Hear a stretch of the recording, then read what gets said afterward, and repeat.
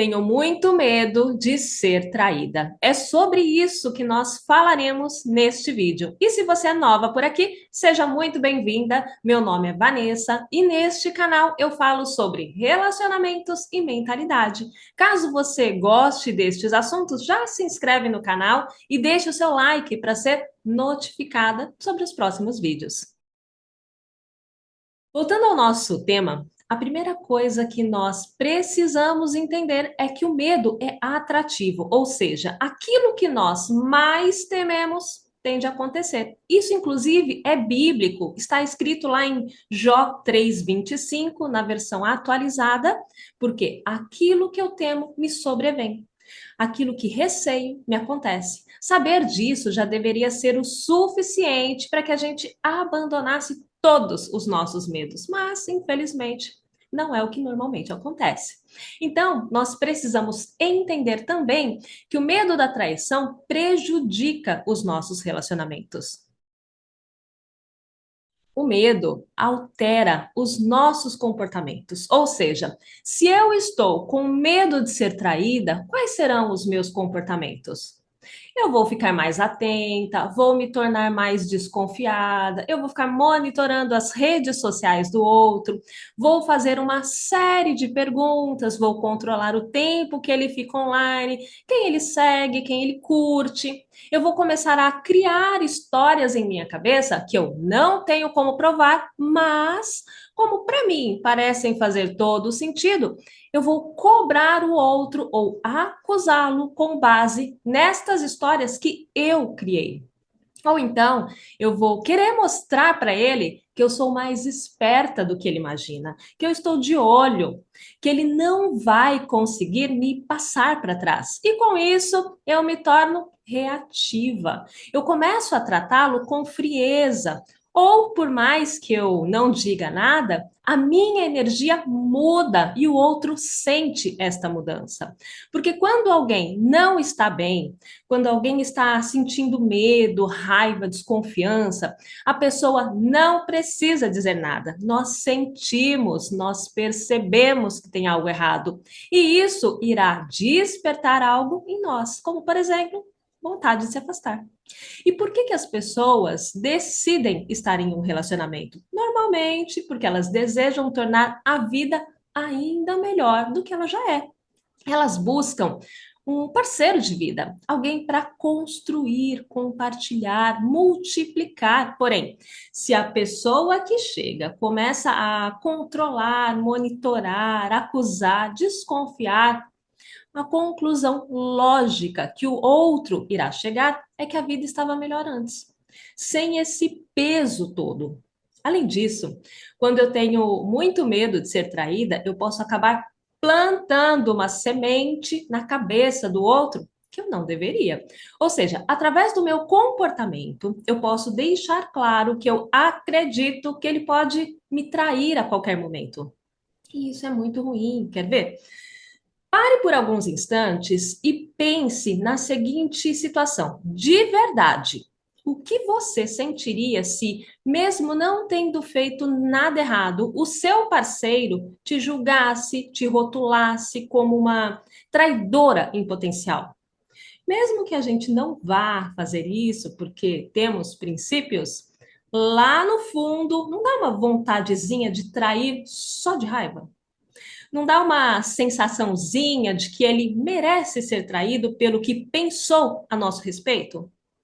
Por quê? Porque o comportamento do outro desperta algo em nós. Às vezes o outro nem havia pensado nesta possibilidade, mas de tanto nós falarmos sobre traição, ele começa a se atentar para isso. E é claro que a concretização do ato vai depender muito dos princípios, dos valores e do caráter do outro, mas ainda assim é melhor evitar. Outra coisa que é importante da gente lembrar é que nós não temos controle sobre o comportamento do outro. A verdade é que se o outro quiser trair, ele vai trair. Pode ser no intervalo do almoço, quando ele diz que vai jogar bola com os amigos, quando diz que está na academia, viajando a trabalho, nós não temos como controlar. Então, de nada adianta ficar checando o celular dele ou querendo monitorar cada um de seus passos. Essas ações não irão fazer a menor diferença caso ele decida pela traição, por pior que isso pareça. Agora, notícia ruim sempre encontra um jeito de chegar. E aí sim, diante de um fato concreto, nós temos o dever de nos posicionar a respeito.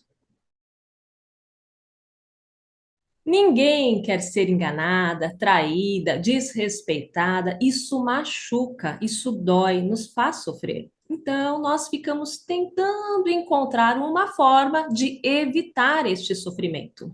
E nós tendemos a acreditar que, se estivermos atentas, se estivermos de olho, se o outro souber que não somos bobas, que estamos ligadas, as chances de sofrermos serão menores.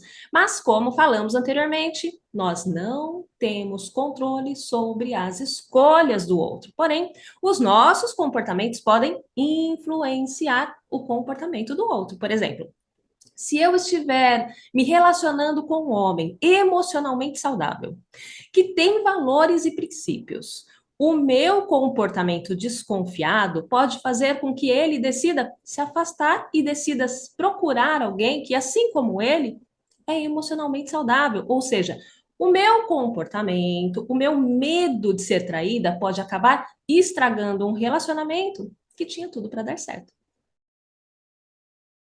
Aí, algumas pessoas podem alegar que sentem medo porque já foram traídas no passado. Porém, quando nós falamos isso, nós estamos tentando justificar os nossos comportamentos.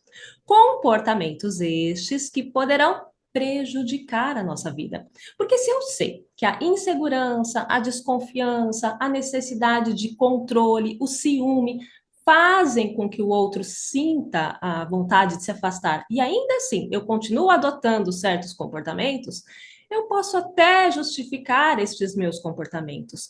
Eu posso dizer que ajo desta forma devido às experiências que tive no passado. Porém, justificar não irá evitar que eu colha os resultados ruins das minhas ações.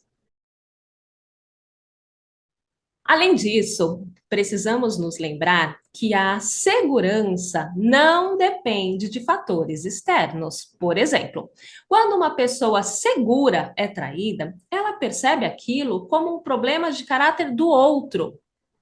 Quando uma pessoa insegura é traída, ela sente que existe algo errado com ela. Isso faz com que ela se sinta ainda mais insegura, porque ela acredita que o problema está nela. Ela imagina que aquela situação voltará a acontecer, ou seja, ela precisa estar ainda mais atenta. Percebe a diferença? Após ouvir tudo isso, algumas pessoas podem concluir que faz muito sentido, mas ainda assim não conseguem se livrar do medo da traição. Isso acontece porque somos muito mais emocionais que racionais. E aqui nós precisamos entender que todo pensamento gera um sentimento. O medo é um sentimento. Então, se eu estou sentindo medo, significa que eu tenho pensamentos que estão me gerando este sentimento.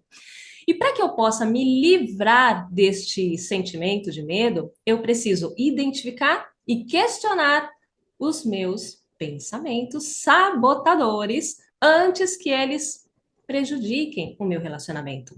O fato é que todas nós nos sabotamos. Todas nós temos novos sabotadores ou inimigos internos que prejudicam todas as áreas da nossa vida. Esses sabotadores parecem ser nossos amigos, eles parecem estar nos protegendo de algo quando tentam nos convencer de que precisamos estar atentas para que não sejamos enganadas. Porém, eles fazem com que a gente acabe adotando os comportamentos destrutivos que falamos no decorrer desse vídeo. Ou seja, nós precisamos estar muito atentas aos nossos pensamentos. Nós precisamos ter condições de confiar. Porém, caso o outro não saiba aproveitar a confiança que lhe foi dada, cabe a nós tomarmos as ações necessárias. Ações essas que só devem ser tomadas após um fato concreto, nunca antes. A partir de hoje, pare de focar no medo, pare de ficar pensando sobre o que você não deseja que aconteça e comece a adotar um pensamento mais positivo. Isso irá melhorar a qualidade das suas relações e os seus resultados nesta área.